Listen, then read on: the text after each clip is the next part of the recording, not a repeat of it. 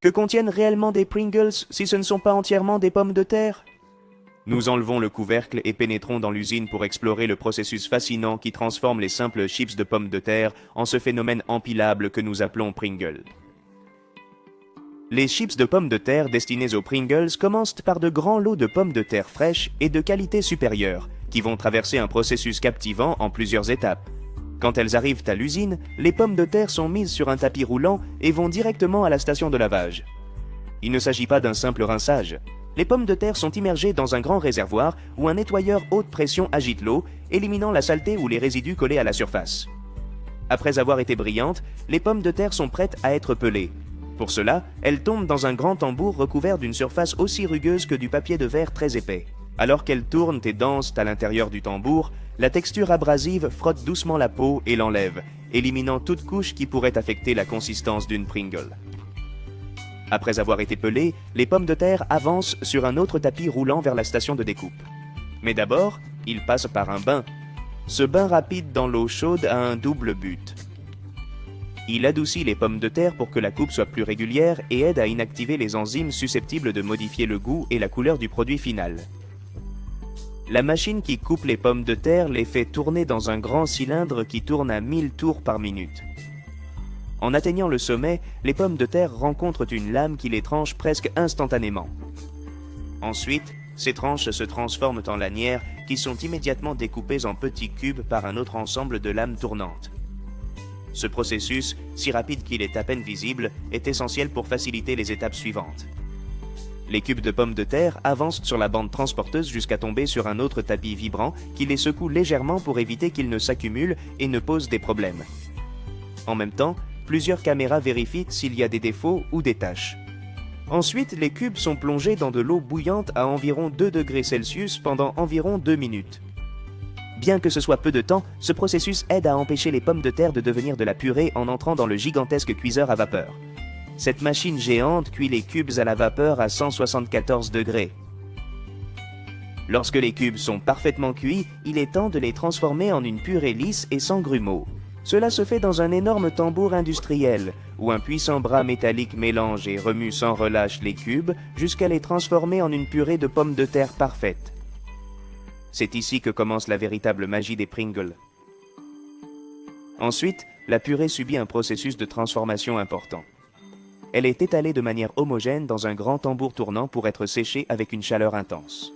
Au fur et à mesure que le tambour tourne, l'humidité de la purée s'évapore rapidement, la rendant en feuilles flexibles. Cette étape préserve la saveur et la qualité des pommes de terre et prépare le produit pour le broyage précis qui produira les flocons de pommes de terre utilisés dans la pâte des Pringles. Avec les feuilles de pommes de terre parfaitement sèches, le moment crucial arrive. Elles se transforment en la base fondamentale de chaque Pringle. Feuilles de pommes. Pour cela, elles sont introduites dans une machine de broyage avec des lames aiguisées qui réduisent ces feuilles en minuscules flocons de taille uniforme. Pour quelqu'un qui n'y connaît rien, ces flocons pourraient être pris pour des céréales du matin ou même pour du sable très fin. Maintenant que nous avons les flocons de pommes de terre prêts, il est temps d'ajouter les ingrédients qui distinguent Pringles des frites traditionnelles. Dans un grand mélangeur, les flocons sont combinés avec de l'eau, de l'amidon de maïs, de la farine de riz, de l'amidon de blé, de la farine de maïs jaune dégraissée et du malt dextrine. Des diglycérides, du sel et des émulsifiants sont ajoutés pour maintenir la stabilité et la fraîcheur du mélange pendant le processus. Finalement, la pâte de flocons de pommes de terre ressemble plus à du sable humide qu'à une pâte à pain ordinaire. Le mélange résultant passe ensuite sur un tapis roulant qui l'achemine vers une vis sans fin, laquelle distribue la pâte uniformément le long de la bande. Ainsi, on s'assure que chaque section a une consistance uniforme pour le laminage à venir. Une fois bien répartie, la pâte entre dans un grand rouleau qui applique 4 tonnes de pression pour l'aplatir jusqu'à obtenir une feuille très fine, d'à peine 1 mm d'épaisseur. Si nous ne savions pas qu'elle est faite de flocons de pommes de terre, nous pourrions penser qu'il s'agit d'une feuille de papier ou de tissu. Avec la feuille de pâte qui avance, elle passe sous une grande lame tournante qui découpe des formes ovales, préfigurant la silhouette célèbre de Pringles dans le monde entier. Un fait curieux se cache dans l'usine, ces ovales sont appelés Dwells. La pâte excédentaire, plutôt que d'être gaspillée, est récupérée sur un autre convoyeur et recyclée, revenant au mélange pour être relaminée et découpée. Les ovales de pâte arrivent alors dans la friteuse, où ils prennent leur forme concave caractéristique.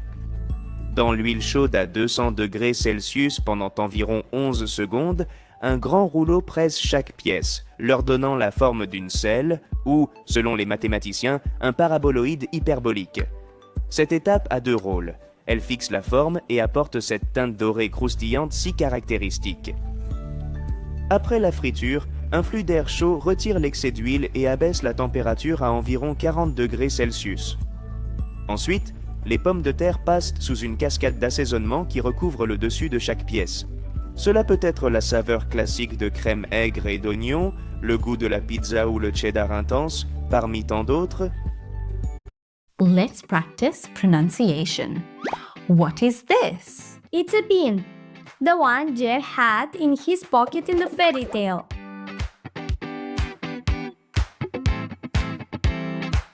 Now look, this is a bean and this is a bin. Now it's your turn. A bean and a bean. Well done! This was easy, right? Yes, that was very cool.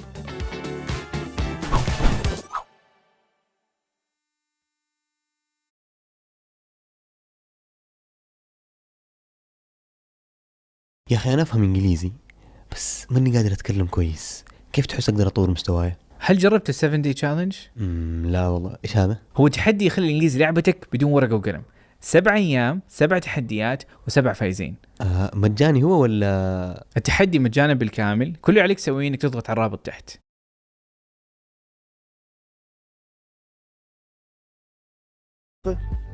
Pringles, qui propose plus de 160 variétés, utilise chaque jour plus de 2700 kg d'épices. Quel est ton goût préféré? Dis-le-moi et découvre qui a les mêmes préférences que toi.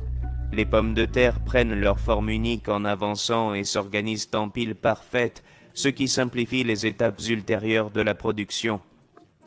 Un inspecteur de qualité vérifie qu'il n'y a pas de Pringles cassés, mal assaisonnés ou présentant des défauts qui compromettent la qualité. Le moment est venu d'emballer les célèbres boîtes. Sur le chemin de la ligne d'emballage, un autre tapis secoue légèrement les piles de Pringles pour éviter qu'elles ne collent. Ensuite, les piles passent sur une balance qui vérifie que le poids est correct avant qu'une cuillère automatisée ne remplisse chaque pile dans la boîte ouverte. À l'intérieur, des guides mécaniques frappent doucement l'extrémité fermée du tube pour bien placer les Pringles.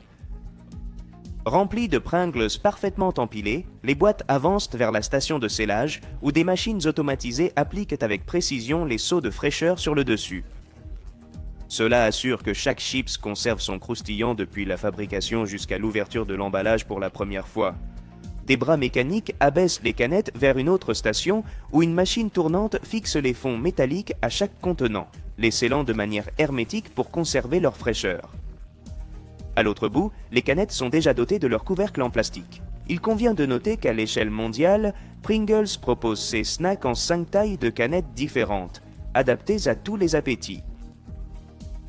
Avant la distribution, Pringles doit passer un test de qualité particulier. Des experts en saveur réalisent des dégustations à l'aveugle sous une lumière rouge, évitant tout jugement visuel sur l'apparence, se focalisant uniquement sur le goût. Les testeurs évaluent le croustillant, la texture et l'assaisonnement en plaçant la face assaisonnée de la chips sur la langue et en savourant pleinement le goût en mastiquant. Si un seul chip échoue, tout le lot auquel il appartient est jeté. Après avoir passé les contrôles stricts de goût, de texture et d'apparence, les Pringles se préparent à atteindre les consommateurs. Les canettes sont conditionnées dans des cartons qui sont ensuite chargés dans des camions pour être distribués à des centres logistiques partout dans le monde, puis vers des magasins et supermarchés, garantissant que les amateurs de Pringles peuvent toujours retrouver leur goût favori. Nous vous remercions de nous avoir rejoints dans ce parcours fascinant à travers l'usine de Pringles. Si vous voulez apprendre à fabriquer du lait concentré, de la gélatine ou des Doritos, visitez notre chaîne YouTube. Mettez un j'aime, abonnez-vous et activez la cloche pour ne pas manquer la prochaine vidéo. À bientôt.